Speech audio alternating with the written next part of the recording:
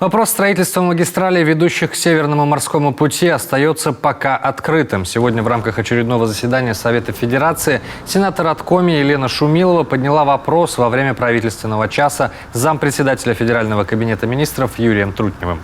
Я говорю сейчас о железнодорожных проектах Белкамур, о строительстве дополнительных веток от Воркуты до порта Усть-Кары, а также от Сосногорска до Индиги. Мы понимаем, что они предоставят возможность доставки грузов и обратной загрузки к Северному морскому пути.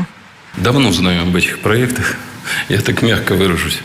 Потому что Белкамур, например, проходил по территории... Проект Белкамура проходил по территории Пермского края, когда я там работал губернатором. Пока уважаемые коллеги с нами не согласны в экономическом обосновании. То есть пока не удалось собрать экономику этого проекта для того, чтобы доказать, что инвестиции туда обоснованы.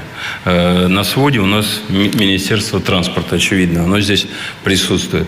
Мы их еще раз по итогам этого заседания попросим вместе с нами обновить статус этих проектов и посмотреть экономику. И при любой возможности, конечно, я считаю, что эти проекты осуществлять надо. Как отметил Юрий Трутнев, системообразующее звено развития Арктики – Северный морской путь. Прилегающая к нему зона требует модернизации, а именно улучшения дорожной системы, развития аварийно-спасательных систем, городской социальной инфраструктуры, расширения сотовой связи и интернета.